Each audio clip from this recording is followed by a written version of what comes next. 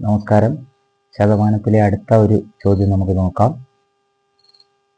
ഇതിനു മുൻപ് ചെയ്ത 2 ചോദ്യങ്ങളിൽ നിന്നും അല്പം വ്യത്യസ്തമായിട്ടുള്ള ഒരു ചോദ്യമാണ്. ഒരു സംഖ്യയുടെ 30% 75% തമ്മിലുള്ള വ്യത്യാസം 1350 ആയാൽ സംഖ്യ ഏത് എന്നാണ് ചോദ്യം. നമുക്കറിയാം, ഏതോ ഒരു സംഖ്യ അതിൻ്റെ 30% 75% തമ്മിലുള്ള വ്യത്യാസം 1350 ആണ്.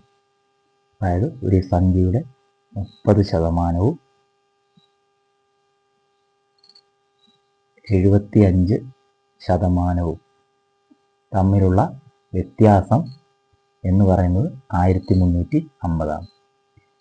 75% 30% തമ്മിലുള്ള വ്യത്യാസം എത്രയാണ്?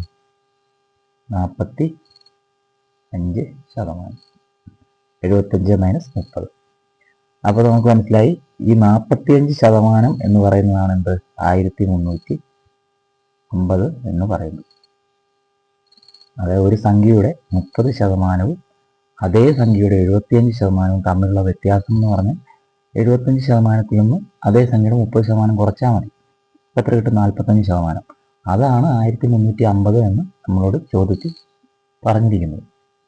ഒരു സംഖ്യയുടെ 45% 1350 ആയാൽ സംഖ്യ ഏത് എന്ന് നമുക്ക് അതിൽ നിന്ന് എളുപ്പം കണ്ടുപിടിക്കാൻ പറ്റും. എത്രയാണ്? 40. ഇനി നമ്മൾ ചെയ്യുന്ന രീതി ഇതിനു മുൻപ് ചോദ്യം ചെയ്ത അതേ രീതിയിലാണ്. അതായത് ഒരു സംഖ്യയുടെ 45% അല്ലെ ഒരു സംഖ്യയുടെ ഇത്ര ശതമാനം എന്ന് പറഞ്ഞ് ഇത്രയാണെന്ന് കണ്ടു കഴിഞ്ഞാൽ നമുക്കതിനെ 1% മാറ്റി സംഖ്യ ഏതാണെന്ന് കണ്ടുപിടിക്കുന്ന രീതി. ഇതിനകത്ത് 45% എന്ന് പറയുന്നത്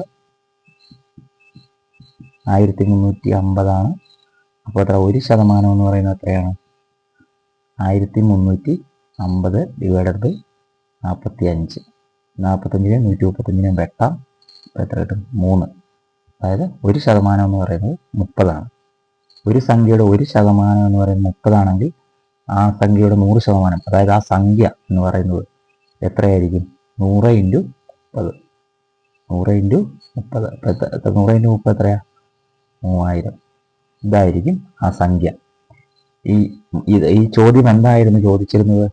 3000 എന്ന സംഖ്യയുടെ, അതായത് ഒരു സംഖ്യയുടെ ഈ ഒരു സംഖ്യ എന്ന് പറയുന്നത് 3000 ആണ്. 3000ന്റെ 30% 75% തമ്മിലുള്ള വ്യത്യാസമാണെന്ത്? ഈ 1350 എന്ന് പറയുന്നത്. പുറകോട്ടും ചിന്തിക്കുമ്പോൾ നമുക്ക് ചോദ്യത്തിലേക്ക് എത്താൻ കഴിയും. അത്തരത്തിൽ ചോദ്യം കൂടുതൽ മനസ്സിലാക്കാനും കഴിയും.